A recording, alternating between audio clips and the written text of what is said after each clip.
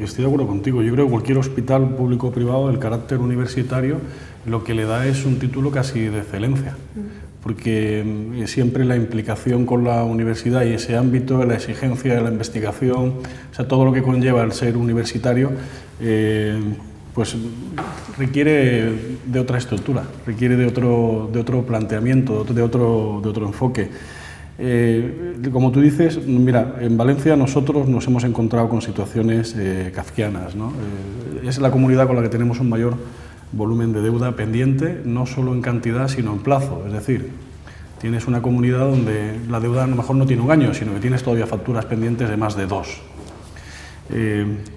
Donde somos una fuente de financiación muy importante en el ámbito de la sanidad, de la atención sanitaria, para la consejería, donde sabemos que si en septiembre las cuentas no cuadran, se nos quitará el concierto pactado y previsto en alguna materia en concreto, pero donde la política también puede tener un límite a la ideología muy fuerte, porque uno a veces quiere hacer una serie de cosas y otras tiene que tener posibilidad para hacerlas, y los números mandan.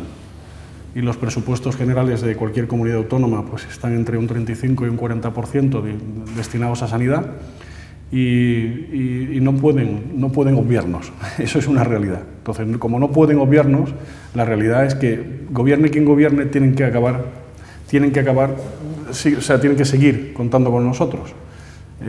Y esto pues es una realidad.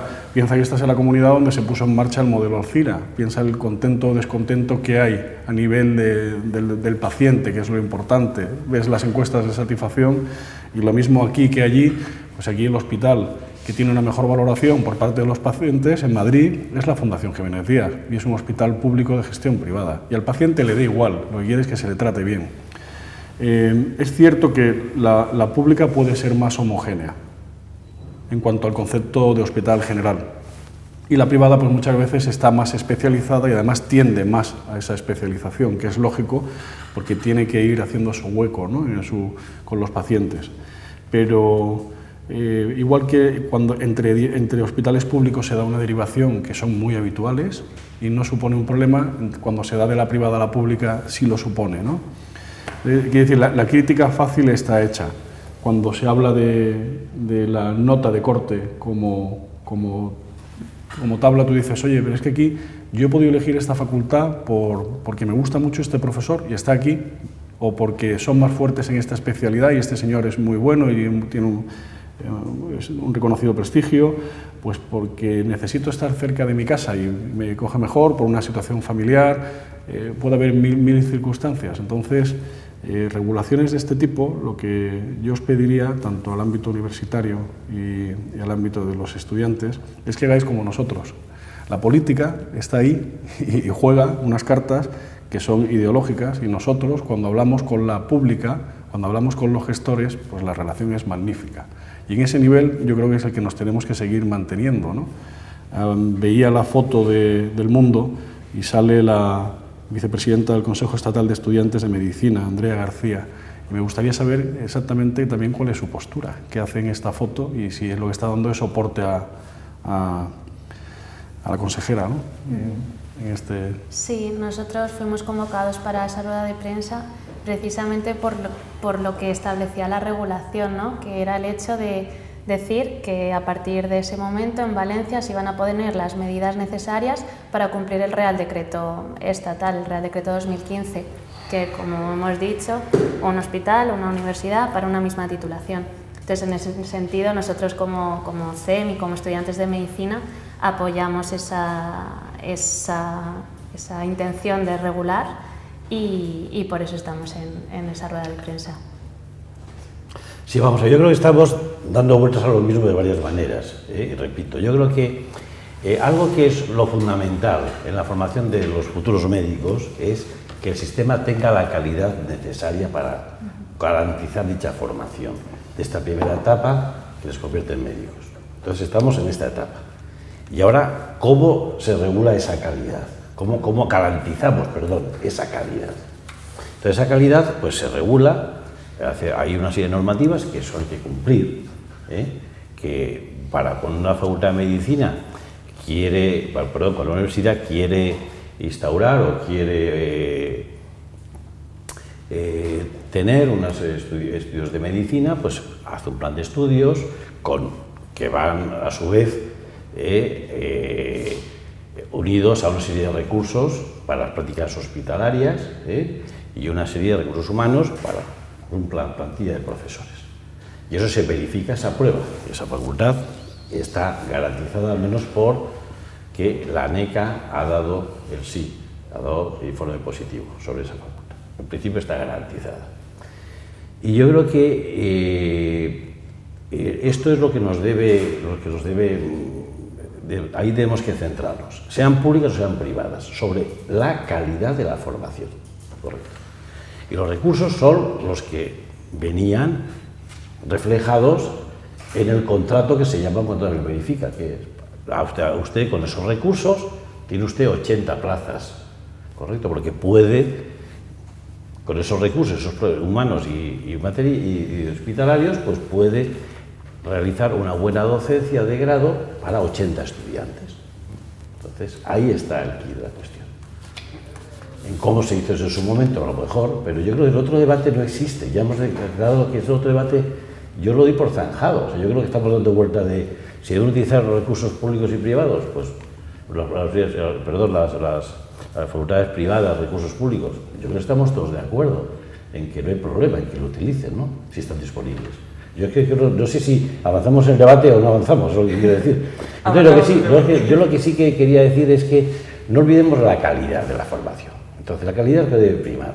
Y que tantos los estudiantes de facultades, como decía Marina, públicos como privados, las facultades públicas y privadas, van a ser médicos. Y tenemos que garantizar una buena formación para todos esos médicos. No puede pasar tener licencia de ser médicos estudiantes que están mal, con una formación deficitaria. Eso no nos gustaría a nadie. ¿Correcto? ¿Y hay previsiones de...? Entonces ahí viene unido también lo que estamos hablando sobre el hospital universitario. Es decir, últimamente hemos visto la eclosión de hospitales universitarios. Existen normativas, el problema es su aplicación. Hay normativas para tener la característica del hospital universitario, pues debe tener una serie de características que antes estaban reguladas por un decreto del año 87, que vienen regulados, y en ocasiones pues hay ciertos vacíos legales con el paso de las transferencias a las autonomías.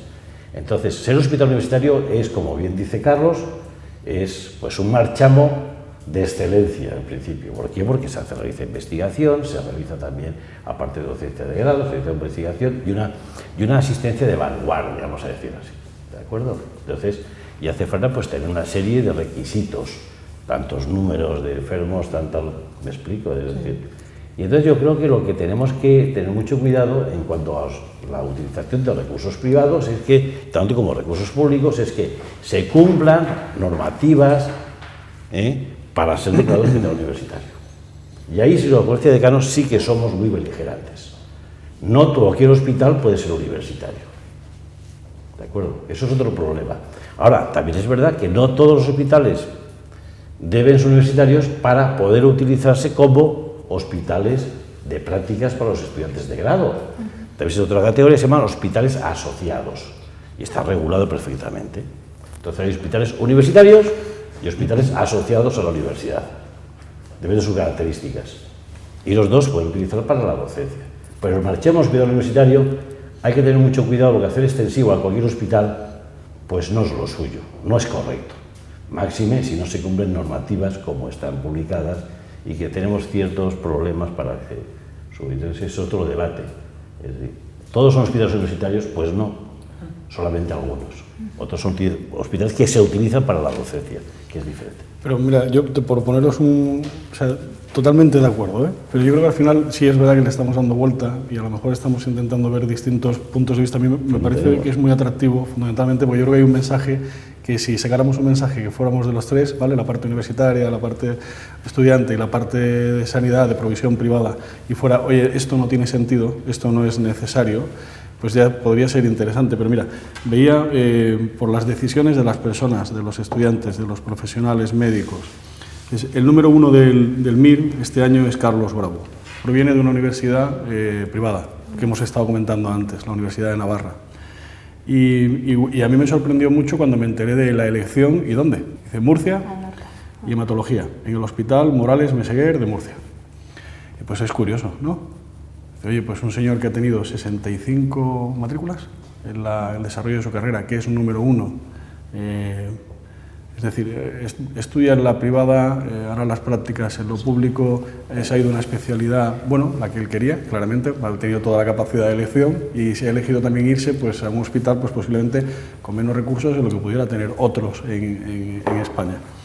Es decir, cuando tú empiezas a crear una separación que es artificiosa, que no es real, no estás teniendo en cuenta la capacidad de elección de las personas ni valorarla. Y yo lo vuelvo a decir, que yo creo que hemos empezado también en ese sentido muy suave. Esto es absurdo, pero esto es absurdo porque lo que está mostrando al final es una incompetencia ideológica detrás muy profunda, que es intentar reconducir a la gente a donde tú consideras y como tú consideras, no dejar que sean ellos los que elijan y poner unos criterios que sean de justicia. Y si los criterios son de justicia, que si se tiene que tener en cuenta la nota, pues que se tenga en cuenta, pero que se establezcan unos criterios y se establezca una regulación lógica, pero no basada en establecer simplemente un muro de separación y decir los de la pública a la pública y los de la privada a la privada. Porque hemos hablado de Navarra y dice, pues esto en Navarra sería pues, una debacle. Y lo hacemos en Valencia y ¿qué genera? Pues una separación innecesaria. Y tendríamos que analizar por circunstancias. Y es lo que yo creo que al final sí le estamos dando vueltas, pero que esto tiene nombre y apellido. Esto es política llevada al extremo. Porque hay previsiones de que esta tendencia se extienda a otros puntos de España.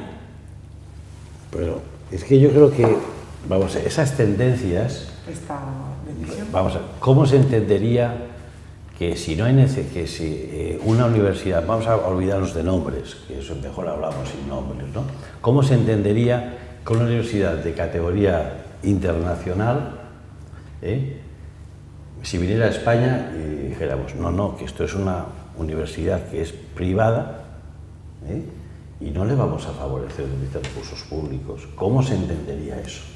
Pongamos universidades facultades de medicina, pues con un marchamo de calidad internacional, pues conocemos todos, ¿no? Americanas. Si viene aquí alguien y dice, no, usted los recursos públicos no puede utilizarlos. ¿Cómo se entendería? A mí me encantaría, como expresidente de los decanos, pues que la calidad fuera lo importante y que y pondríamos todos los medios para que esa facultad de medicina tan contrastada, pues, ejerciera su función, me explico. Es decir, son cosas que yo creo que tiene razón Carlos en lo que está diciendo, es decir, yo creo que calidad, es lo importante. Y después aquí, pues, medicina, como tiene unas características tan especiales, pues hay un numerus clausus que es nacional, y que eso, ¿por qué? ¿Y por qué el numerus clausus nacional? Porque los recursos que son facultades que son caras, son difíciles de gestionar, hay muchas razones, pero una de ellas es continuo educativo, con el MIR, pero en fin, evitando esos problemas, también los recursos que se disponen son escasos, no son ilimitados. Entonces eso genera lo que estamos hablando, pero que han aparecido fricciones en algunos puntos, consecuencia de que los recursos disponibles pues no son los adecuados para atender con garantías de calidad pues a la formación de estudiantes de medicina. Y volvemos al inicio. Pero Carlos, traslado también la misma pregunta desde el punto de vista de ASPE, que decís que es un problema ideológico.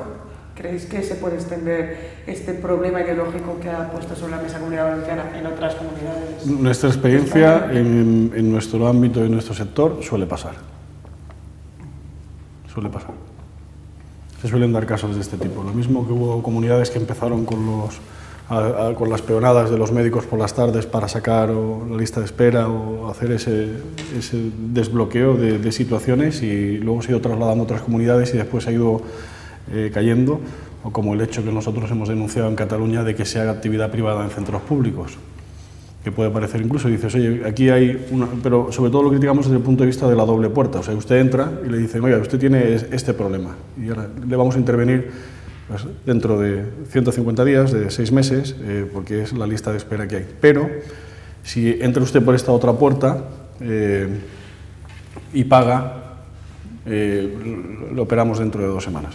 Bien, pues son situaciones que sí, que luego cuando las vemos muchas veces tienden a expandirse. Y pasa que se den las circunstancias que hay en la Comunidad Valenciana, pues habría que estudiar ese mapa, que yo creo que vosotros lo conoceréis mejor y sabréis si hay otros puntos donde se pueda andar. Pero que lo normal es que esto se pueda extender, pues si se dan las circunstancias, tanto desde el punto de vista político como de facultad privada, facultad pública, no digo de saturación, no digo de masificación, sino que se den los elementos, pues posiblemente sí, porque estas cuestiones muchas veces se van replicando, ¿no? ¿Alguna comunidad a lo mejor en concreto que temáis que repita un poco esto? No tengo ese conocimiento vamos, no tengo un conocimiento exiguo de la situación en las distintas comunidades y... Hombre, yo creo que hay que distinguir futuribles, es decir, sí, lo que hay hasta ahora, hay peligro de que se extienda el que no se realicen, cuando las facultades privadas no realicen prácticas en el sector público. Pues, yo no veo, todo puede suceder, depende de quiénes sean los dirigentes que tomen decisiones, pero actualmente y nosotros no estaríamos de acuerdo si no porque ya hemos hecho bien claro que pensamos que no tenemos ningún inconveniente en que los hospitales públicos se utilicen por facultades privadas. No vemos mayor problema. ¿Se puede extender? Hombre, todo puede pasar. Pero ¿por qué vamos a pensar que se va a extender? A lo mejor quizás comunidades con una tendencia ideológica sí es el problema. Yo espero que tengas razón. ¿Por qué va a extenderse? Podría pasar, pero primero vamos a ver si eso... Yo creo que estamos haciendo futuribles que no tiene mucho sentido ahora mismo discutir, ¿no? Marina. Yo quizás, permitidme ser un poco más dura en esta parte del discurso, yo creo que sí se puede repetir, dado que quizás no lo concebimos tanto como un problema ideológico, sino como un problema estructural. Mientras se siga teniendo intención de abrir nuevas facultades en diferentes comunidades autónomas, como sabemos que hay, tenemos ahí el aviso de la Universidad de Vic, de la Internacional de Canarias, de la Pública de Navarra. Mientras esto siga pasando, claro que hay peligro de que vuelva a haber conflictos en esas comunidades y entre los estudiantes de medicina. Entonces, el mensaje ahí es claro, paremos de abrir nuevas facultades de medicina, hagamos una planificación estatal, coordinada y a largo plazo. Y ya una vez entendido el problema de las facultades de medicina, quizás podemos abordar el de los números clausus, ¿no? Pero es un poco lo que yo decía que era como un problema secundario, el de la masificación, porque muchas veces entre estas entidades no existe una masificación real en el día a día. Existe una falta de descoordinación que finalmente lleva a que en esos servicios de repente coincidan demasiados estudiantes. El problema de la masificación es en el seno de las propias universidades, no en la convivencia, también en la convivencia de unas con otras, sí, pero va más allá. Pero yo creo que está claro dos cosas. Vamos a ver, nosotros como Conferencia de Decanos hemos sido muy beligerantes y seguimos siéndolo, seguro que seguimos por mucho tiempo, con que no se deben abrir nuevas facultades, pues que no son necesarias, incluso generan muchos problemas, correcto. Si habría más facultades, obviamente, el problema que se plantea en algunos hospitales o en algunos sitios donde existen más facultades que oferta de hospitalaria, pues se va a reproducir. Eso es obvio, es decir, pero quiero decir, pero esta vez es como decía, pero como decía Marina, es obvio que si, por supuesto, si se abren facultades indiscriminadamente, el problema puntual que ocurre, la Comunidad Valenciana, que está, pues se podría reproducir en más sitios, eso creo que estamos todos de acuerdo. Pero lo que yo contestaba antes es ese problema, el problema de que las facultades, los recursos públicos no se utilicen para facultades privadas, es otra pregunta. Yo creo que el extender, el que yo como todavía no lo veo como resuelto, el que hayan dicho, yo no veo un protocolo que esté elaborado todavía, están elaborando un protocolo. Es decir, primero veamos cómo queda el protocolo y después diremos si se va a extender. Es decir, que yo que estamos hablando de futuribles, pero pero primero seamos sensatos. Es decir, el protocolo este está ya resuelto, está resuelto la normativa esta, o están negociando. Yo, por lo que he leído, se va a cumplir el Real Decreto 2015, eso se al cumple. mismo tiempo se va a garantizar que los estudiantes de las universidades privadas completen su formación con garantías, y en esos términos un poco es en los que nos hemos estado moviendo nosotros. No, Correcto, no sé si ahora mismo existe... efectivamente, es decir, que hay que aplicar el Real Decreto, sin duda, porque es un Real Decreto que es un paraguas que abarca a todos, eso está claro. Ahora, ¿cómo se resuelve el problema que se genera en agudo con los estudiantes que están cursando, si se aplicara el Real Decreto de manera pues, de un día para otro? Pues sería un problema a solucionar, habrá que solucionar eso. A lo mejor pues, hay que pensar en más otras posibilidades, otras alternativas, para que el problema a largo plazo, como puede ser pues un reajuste en los clausos para esas facultades, ajustarse a los recursos que tienen. De todas formas, a largo plazo hay más alternativas, pero yo creo que el problema es que estamos haciendo un debate que yo me estoy confundiendo, me confunde a veces, porque el debate de si los recursos públicos deben ser compartidos, yo lo di por cerrado hace tiempo, es decir, hemos dicho todos que sí. Ahora, ¿se puede reproducir ese debate, esta normativa? Pues una normativa, pues claro, si se reprodujeran las mismas circunstancias, pues se podría volver a producir, lógicamente. Pero Ricardo, sí, yo creo que en la base estamos los tres de acuerdo, pero fíjate, es casi un chiste, no pretende serlo, pero hay profesiones, las de este ámbito, yo soy licenciado en Derecho, sí. Hay profesiones del ámbito sanitario que tienen un carácter vocacional muy fuerte.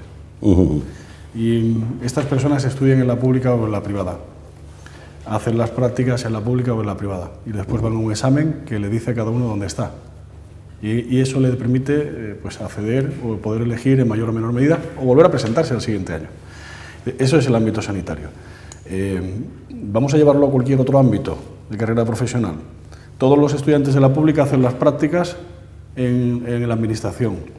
La empresa privada no permite que alumnos de la pública hagan prácticas en su empresa. Digo que es un chiste. O sea, pero ese mismo chiste, el que os estoy haciendo, es decir, o sea, los alumnos que vengan de un colegio público, prioridad para entrar en una universidad pública.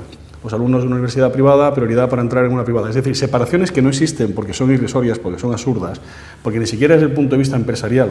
Yo me planteo, cuando un señor se sienta, de qué universidad viene, si es pública o privada, me interesará más su expediente académico, su experiencia, dónde se ha situado, dónde se ha ubicado, pero en ninguna medida me afecta si la procedencia es pública o privada. Y eso es un chiste, pero es un chiste que es mucho menos gracioso cuando lo llevas al ámbito sanitario, porque encima tiene una componente vocacional, de servicio, que no tienen otras carreras. Entonces, estamos de acuerdo, yo creo que todos estamos de acuerdo, y a lo mejor dando distintas pinceladas de lo mismo. Para mí, si te dijera una conclusión de esta parte, sería, es absurdo hacer una separación de la procedencia de los estudiantes y la posibilidad de que hagan prácticas en uno u otro. Lo público, para empezar, no es de nadie porque es de todos. Y el señor que está estudiando la privada lo está pagando. Y es casi una doble imposición, por una elección, por lo que sea. Entonces, no tiene sentido hacer esta separación. No lo tiene, no existe en el mundo real. Aunque creo que hemos dejado bastante constancia de lo que opina cada uno y un poco la visión, sí que me gustaría, entrando ya en el final del debate, Carlos se me ha adelantado dando unas pequeñas conclusiones, pero sí que me gustaría, algún punto que les gustaría resaltar en 2 minutos, pues un poco su visión en una conclusión, y conocer un poco si consideran, por ejemplo, si esta iniciativa pues tiene viabilidad en el futuro. Yo, fundamentalmente, como he concluido, que contéis con nosotros, que si podemos suponer algún apoyo en la comunidad, en la situación o en otras donde se dé, que contéis con nosotros, que estamos a vuestra disposición, tanto del ámbito universitario como del ámbito de los estudiantes, y que lo que vamos a apoyar es, al final, lo que sea mejor para los futuros profesionales, que yo creo que es nuestro papel, tanto como representación de la empresa privada, como hospitales universitarios, que entramos también en este sistema, ¿no? Sí. Yo sí que diría que como conclusión a este tema, ¿no?, que lo que hay que tener siempre como objetivo es formar estudiantes con calidad suficiente, con calidad garantizada, formar médicos de calidad, ¿eh?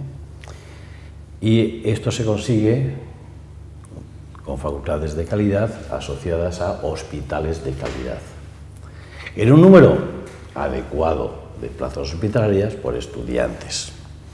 Correcto. Si no, los estudiantes nunca serán como hubiéramos deseado que fueran. Entonces, el asunto pasa porque cuando se instaura una facultad de medicina o se verifica un título de medicina, seamos muy prudentes y muy cuidadosos con estudiar los recursos que se disponen para las plazas que se ofertan por parte de esa institución. Eso pasa, por supuesto, porque no se abran más facultades y los recursos, más facultades de medicina, si los recursos disponibles pues no son los adecuados. Y también hay otras razones que aconsejan no abrir facultades de medicina, pero es otro debate. ¿De acuerdo? Entonces, pongamos hospitales que sean de calidad, públicos o privados, que se hagan convenios y conciertos con instituciones públicas o privadas y siempre manteniendo o cumpliendo con la normativa general del Real Decreto en que un hospital no se comparte por más de una universidad para más de unos estudios universitarios. Marina, desde el punto de vista de los estudiantes, ¿por qué? Nosotros quizás nuevamente recalcar muchísimo la diferencia que entendemos entre priorizar y excluir, sí. que entendemos que lo que se ha hecho en Valencia es priorizar. Si estamos hablando en nuestros términos, ya tendríamos que replantear nuestra postura. En ningún caso consideramos que la medida sea excluir y vetar a los estudiantes el derecho a su formación y a la calidad que comentaba el doctor Rigual. Por otro lado, quizás, que sí que no lo hemos mencionado en el debate, yo personalmente, por falta de formación en el tema, entendemos esta medida como una regulación, atendiendo por un lado al Real Decreto que hemos nombrado, pero al mismo tiempo a la ley de incompatibilidad, ¿no?, de incompatibilidades, que ahí es donde digo que yo no me meto mucho, pero parece que eso también estaba suponiendo un problema importante a nivel jurídico. Entonces, en ese sentido, si estas medidas también sirven para regular esa situación, nosotros vamos a estar de acuerdo con ellas. Y no sé, quizás volver a reafirmar nosotros como estudiantes, tanto públicas como privadas, hemos consensuado y quizás también trasladar desde nuestro colectivo esa filosofía que muchas veces nosotros tenemos y hacemos visible, ¿no? El hecho de que muchas veces estos objetivos son comunes y van más allá de lo que son nuestras propias instituciones, de lo que somos nosotros mismos, de lo que pueden ser determinados titulares, de lo que pueden ser determinados intereses partidistas, mercantilistas, del aparato mediático. En ese sentido, hacer un llamamiento a poner en un lugar relevante los valores de una profesión que entendemos que es en lo que nos estamos formando. Pues agradezco mucho a nuestros tres invitados de hoy por haber asistido a este debate de Sanitaria 2000. Muchas gracias. Muchas gracias.